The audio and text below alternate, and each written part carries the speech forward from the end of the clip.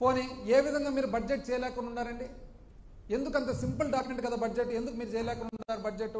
ఇప్పుడు మేము చేసినాం కదా, జూలైలోనే బడ్జెట్ చేసినాము, ఎందుకు మీరు చేయలేకుండా బడ్జెట్? అసలు ఇప్పుడు ఓటన్ అకౌంట్ బడ్జెట్ మేము ప్రజెంట్ చేసినాం. ఓటన్ అకౌంట్ బడ్జెట్లో మేము టోటల్ ఎక్స్పెండిచరు 2,79,279 2,79,279 కోట్లు చూపించినాం బడ్జెట్. ఎంత వచ్చిందండి? 2,75,276 కోట్లు. అంటే మేము చూపించిన 2,79,279 కోట్లకు గాను అందాజుగా ఒక 4,000 కోట్ల కంటే తక్కువ డిఫరెన్స్తోనే బడ్జెట్ కంప్లీట్ చేసినాం. మీరెందుకు చేయలేకుండా ఉన్నారండి? మీరు ఎందుకు చేయలేకుండా ఉన్నారంటే మీకు తెలియక కాదు. ఏముంటాయి దాంట్లో బడ్జెట్ ఫిగర్స్? బడ్జెట్ ఫిగర్స్ ఏమంటే దాంట్లో రాబడి ఎంత ఉంటుంది, మీరు మూలధన వ్యయం ఎంత ఉంటుంది, మీరు ఖర్చు పెట్టేది ఎంత అని చెప్పి. మీకు 2 కారణాల వల్ల మీరు బడ్జెట్ పెట్టడంలే. ఎందుకు పెట్టడం లేదంటే, ఒకటి, ఎప్పుడైతే మీరు బడ్జెట్ పెడతారో అసలు అప్పు ఎంతనో చూపించాల్సి వస్తుంది. అసలు అప్పు ఎంతైతే చూపిస్తారో మీరు చెప్పిన, ఒకరైతే 14 లక్షలు, ఒకరు 13 లక్షలు, ఒకరు 10 లక్షలు, ఒకరు 12 లక్షలు. ఏందండి అన్యాయంగా? అరే ఒకవైపు కేంద్ర ఆర్థిక శాఖ మంత్రి వర్యులు చెప్పినారు ఏమని, అప్పు ఎంత ఉందని. ఒకవైపు సిఏజీ రిపోర్ట్ ఇస్తుంది, ఒకవైపు ఆర్బీఐ రిపోర్ట్ ఇస్తుంది. అది కాదని చెప్పి ఎవరు కొద్ది వాళ్ళు. అసలు అక్కడ కేంద్ర ఆర్థిక శాఖ మంత్రి వర్యులు స్టేట్మెంటు 4 లక్షల చిల్లర కోట్లు ఇస్తే, ఇక్కడ బీజేపీ స్టేట్ ప్రెసిడెంట్ 13 లక్షలు అంటారు. ఎక్కడ 4, ఎక్కడ 13? ఏమన్నా అర్థం ఉందా దీనిలలో? అసలు ఇంత అన్యాయంగా దాంట్లో ఎట్లా? ఇప్పుడు చివరికి ఏం చేసినారు, 9,74,556 అంటారు. అది ఏ విధంగా? 4,38,278 రాష్ట్ర అప్పది ఒప్పుకుంటున్నాం, ఓకే.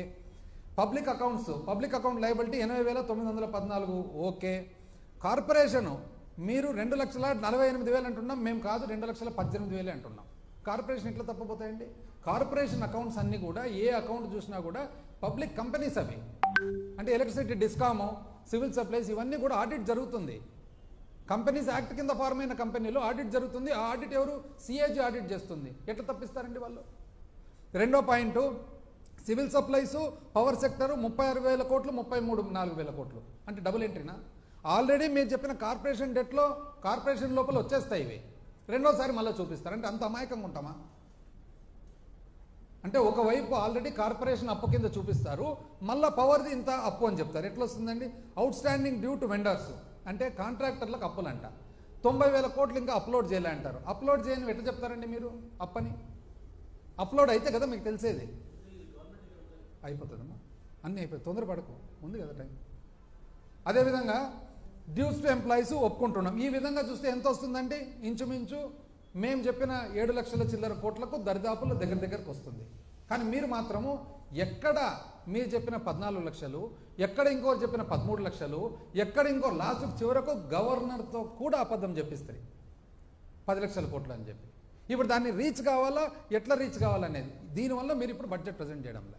రెండవది, మీరు బడ్జెట్ ఎప్పుడైతే ప్రజెంట్ చేస్తారో ఆటోమేటిక్గా బడ్జెట్లో మీరు మీ స్కీములన్నీ పెట్టాల్సి వస్తుంది కదా. ఇప్పుడు మీరేమంటున్నారు? డక్అవుట్ అన్నారు, ఏం చేసేదానికి కుదరదు, కాబట్టి ఏం చేయాలనో ప్రజలతో సంప్రదిద్దామని. మరి మీరు చాలా మేధావని చెప్పి మిమ్మల్ని ఇంత పెద్ద మెజారిటీతో ఎన్నుకుంటే మీరు ఇప్పుడు మళ్ళీ ప్రజలను అడుగుతామంటే, అసలు ఇంతవరకు ఇవ్వవలసిన సింగిల్ అమ్మఒడి కూడా ఇలా, నీకు 15, నీకు 15, నీకు 15, నీకు 15 అని చెప్పి తిరుగుతారు ఇల్లు. సింగిల్ 15 ఇలా ఇంతవరకు. మేము ఎట్లా నడిపినాం బడ్జెట్? 2,79,279 కోట్లు పెడితే 2,55,000 కోట్లు, అంటే కేవలం 4,000 కోట్ల డిఫరెన్స్తో నడిపినాం కదా. అన్ని స్కీములు ఇస్తాం కదా. చివరకు ఎలక్షన్లప్పుడు రావాల్సిన ఆసరా చేయూత కూడా మీరు ఆపుతారు, కంప్లైంట్ చెప్పి ఆపుతారు, మోడల్ కోడ్ అని చెప్పి. కంప్లైంట్ అయిపోతానే మళ్ళీ ఎలక్షన్ పోలింగ్ అయిపోతానే ఇచ్చిరు కదా, తూచా తప్పకుండా. అంత సులభంగా ఉండదండి, చాలా కష్టపడాల్సి వచ్చింది.